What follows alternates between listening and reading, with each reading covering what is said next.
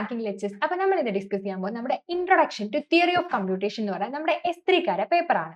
So ഇതിന്റെ code just നിങ്ങളൊന്ന് note out ചെയ്യുക, PCCST302.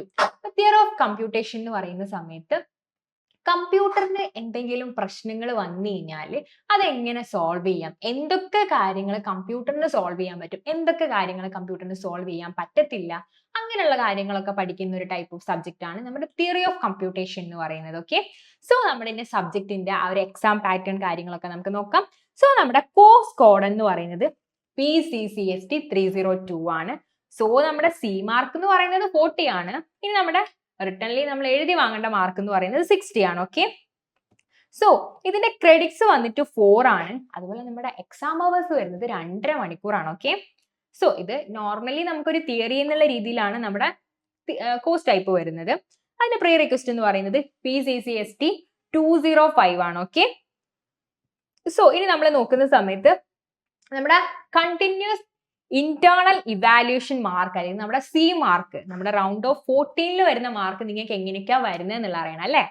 സോ അതിൽ 5 മാർക്ക് നമ്മുടെ അറ്റൻഡൻസ് ആണ്. ഓക്കെ, അറ്റൻഡൻസ് എന്ന് പറയുന്ന സമയത്ത് നമ്മൾ പ്രോപ്പർ ആയിട്ട് ക്ലാസ്സിൽ പോവുക, അങ്ങനെയൊക്കെ ചെയ്തിട്ടുണ്ടെങ്കിൽ നിങ്ങൾക്ക് ഈ 5 മാർക്സ് നിങ്ങളെ കയ്യിൽ തന്നെ കിട്ടും. അതായത് നിങ്ങൾ ക്ലാസ്സിൽ പ്രോപ്പർ ആയിട്ട് പോവുക, കറക്റ്റ് ആയിട്ട് അറ്റൻഡൻസ് കാര്യങ്ങളൊക്കെ ചെയ്യുന്നുണ്ടെങ്കിൽ നിങ്ങൾക്ക് ആ 5 മാർക്സ് നിങ്ങളുടെ കയ്യിലുണ്ടാവും. ഇനി വരുന്നത് നമ്മുടെ അസൈൻമെന്റ് ആൻഡ് മൈക്രോ പ്രൊജക്ട് ആണ്. അതായത് അസൈൻമെന്റ് എന്ന് പറയുന്ന സമയത്ത് നമുക്ക് ടീച്ചേഴ്സ് കുറച്ച് അസൈൻമെന്റ് വർക്കോ നോട്ട് സബ്മിഷനോ കാര്യങ്ങളോ അല്ലെങ്കിൽ ഇനി പ്രോജക്ട് വർക്ക്സോ കാര്യങ്ങളോ ഒക്കെ നിങ്ങൾക്ക് തരുന്നുണ്ട്.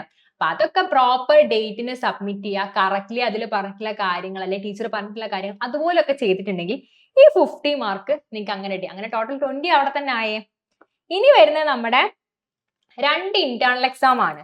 അപ്പൊ ഇന്റേണൽ എക്സാം നമുക്ക് ഫസ്റ്റ് ഹാഫിലും ഉണ്ടാവും, സെക്കൻഡ് ഹാഫിലും ഉണ്ടാവും. ഓക്കെ, അപ്പൊ നോർമലി നിങ്ങൾക്ക് വരാറുള്ളത് ഫസ്റ്റ് ഹാഫില് നോർമലി ഫസ്റ്റത്തെ 2 മൊഡ്യൂൾ അല്ലെങ്കിൽ ഫസ്റ്റത്തെ 1 മൊഡ്യൂൾ അല്ലെങ്കിൽ അതിന്റെ പാർട്ട് പകുതി വരെയൊക്കെയാണ് നിങ്ങളുടെ ഫസ്റ്റ് ഹാഫിൽ വരല്. ബാക്കിയുള്ള സെക്ഷൻസ് നിങ്ങളുടെ സെക്കൻഡ് ഹാഫിലാണ് ഉണ്ടാവാറുള്ളത്.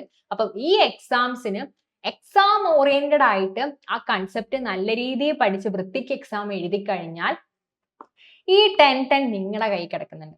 അതായത് ഈ സി മാർക്ക് എന്ന് പറയുന്നത് നിങ്ങളുടെ ആ ഒരു കയ്യിലാണ് കിടക്കുന്നത്.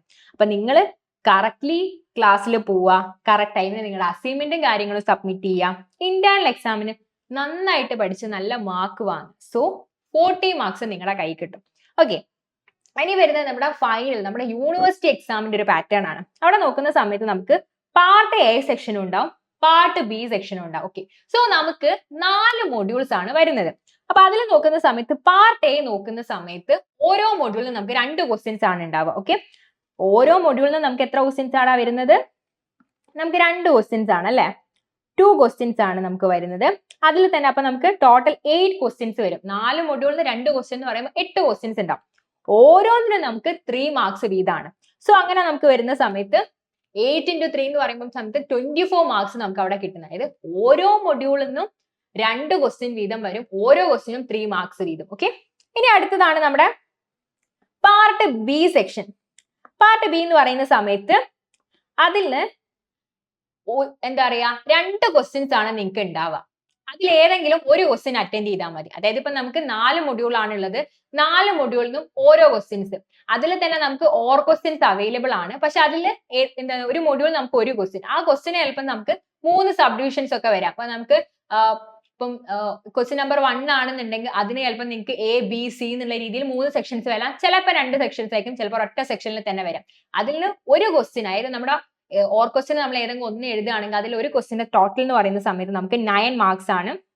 അപ്പം ഓരോ മൊഡ്യൂളിൽ നിന്നും നമുക്ക് ഓരോ ക്വസ്റ്റ്യൻ എന്നുള്ള രീതിയിൽ നമുക്ക് 9 മാർക്ക് റൗണ്ട് ചെയ്യുമ്പോൾ 36 കിട്ടും. ചിലപ്പോൾ നമുക്ക് അതിൽ 3 സബ് ഡിവിഷൻസ് പറയുന്ന സമയത്ത് ഫസ്റ്റ് ക്വസ്റ്റ്യന് 3, സെക്കൻഡ് ക്വസ്റ്റ്യന് 3, തേർഡിന് 3, അങ്ങനെ 9 എന്നുള്ള രീതിയിൽ നമുക്ക് വരാം. ഓക്കെ, അപ്പൊ നമുക്ക് ഇതിന്റെ ഫൈനൽ മാർക്ക് എന്ന് പറയുന്നത് 60 എന്നുള്ള രീതിയിലോട്ട് നമുക്ക് കിട്ടും. ഓക്കെ, സോ ഇനി നമ്മുടെ മൊഡ്യൂൾ 1ന്റെ കാര്യം ഡിസ്കസ് ചെയ്യുകയാണെങ്കിൽ നമുക്ക് അവിടെ എന്തൊക്കെ വരുന്നുണ്ടാ?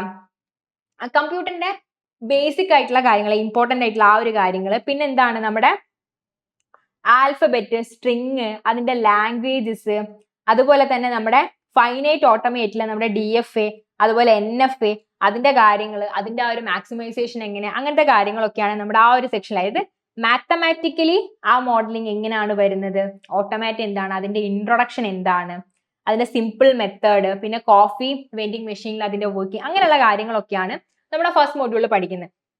അതായത് ഓട്ടോമാറ്റ മോഡലിംഗ് അത് എങ്ങനെയാണ് വരുന്നത്, DFA എന്താണ്, NFA എന്താണ്, അതിന്റെ കാര്യങ്ങൾ എങ്ങനെയാണ്, അങ്ങനെയുള്ള കാര്യങ്ങളൊക്കെയാണ് നമ്മുടെ മൊഡ്യൂൾ 1ന്റെ അകത്ത് നമ്മൾ പഠിക്കുന്നത്. നമ്മുടെ മൊഡ്യൂൾ 2 ഡിസ്കസ് ചെയ്യുകയാണെന്നുണ്ടെങ്കിൽ അവിടെ നമ്മുടെ റെഗുലർ എക്സ്പ്രഷൻസ് എങ്ങനെയാണ്, അതിന്റെ ആ ഒരു ഡെഫിനിഷൻ, അതിന്റെ ആ ഒരു ബിൽഡിംഗ് എങ്ങനെയാണ് വരുന്നത് ആ റെഗുലർ എക്സ്പ്രഷന്റെ, പിന്നെ അതിൽ നിന്ന് കൺവേർട്ട് FA എന്ന് റെഗുലർ എക്സ്പ്രഷനിലോട്ടുള്ള ആ ഒരു കൺവേർട്ടിങ് എങ്ങനെയാണ് വരുന്നത്, പിന്നെ അതിൽ തന്നെ എന്താണ് അതിന്റെ പ്രോപ്പർട്ടി, റെഗുലർ ലാംഗ്വേജസ് എന്തൊക്കെയാണ്, അതിന്റെ ആ ഒരു ക്ലോഷർ ആൻഡ് ഡിസ്കഷൻസ് അതെങ്ങനെയാണ് അതിന്റെ വർക്കിംഗ് വരുന്നത്, അപ്പൊ അങ്ങനെയുള്ള കാര്യങ്ങളാണ് നമ്മൾ മൊഡ്യൂൾ 2 നമ്മൾ ഡിസ്കസ് ചെയ്യുന്നത്. അതുപോലെ നമ്മുടെ കണ്ടസ്ട്രി ഗ്രാമർ ആൻഡ് അതിന്റെ ആപ്ലിക്കേഷൻസ്, ഫോർമൽ ഡെഫിനിഷൻസ് എന്തൊക്കെയാണ്, ഡിസൈനിങ് എങ്ങനെയൊക്കെയാണ് വരുന്നത്, ഇതൊക്കെയാണ് നമ്മുടെ മൊഡ്യൂൾ 2 നമ്മൾ ഡിസ്കസ് ചെയ്യുന്നത്. ഇനി നമ്മുടെ മൊഡ്യൂൾ 3 പോകുന്ന സമയത്ത് പുഷ് ഡൗൺ ഓട്ടോമാറ്റ് എന്താണ്, അതുപോലെ സിംപ്ലിഫിക്കേഷൻ ഓഫ് ദ കണ്ടസ്ട്രി ലാംഗ്വേജസ് എങ്ങനെയാണ് വരുന്നത്, അതിന്റെ എലിമിനേഷൻസ്, പിന്നെ അതിന്റെ എപ്സിലോൺ പ്രൊഡക്ഷൻ എങ്ങനെയാണ്, അതിൽ നമ്മുടെ ആംപിഗിറ്റി എങ്ങനെയാണ്, അങ്ങനത്തെ കാര്യങ്ങളൊക്കെയാണ് നമ്മൾ എവിടെ പഠിക്കുന്നത്, നമ്മുടെ മൊഡ്യൂൾ 3 നമ്മൾ ഡിസ്കസ് ചെയ്യുന്നത്. ഇനി നമ്മുടെ മൊഡ്യൂൾ 4ന്റെ കേസ് നോക്കുകയാണെങ്കിൽ അവിടെ നമ്മൾ ഡിസ്കസ് ചെയ്യുന്ന എന്താണ്, ട്യൂണിംഗ് മെഷീൻ എന്താണ്, അതിന്റെ കമ്പാക്റ്റബിലിറ്റി എന്താണ്, അതിൽ നമുക്ക് ചോംസ്റ്റിക്ക് വരുന്നുണ്ട്, ലീനിയർ ബൗണ്ടഡ് പ്രോബ്ലംസ് വരുന്നുണ്ട്. അപ്പം അതൊക്കെ അതിന്റെ കാര്യങ്ങൾ എങ്ങനെയാണ്, അതിന്റെ വർക്കിംഗ് എന്തൊക്കെയാണ്, അങ്ങനെയുള്ള കാര്യങ്ങളൊക്കെയാണ് നമ്മുടെ മൊഡ്യൂൾ 4 നമ്മൾ ഡിസ്കസ് ചെയ്യുന്നത്.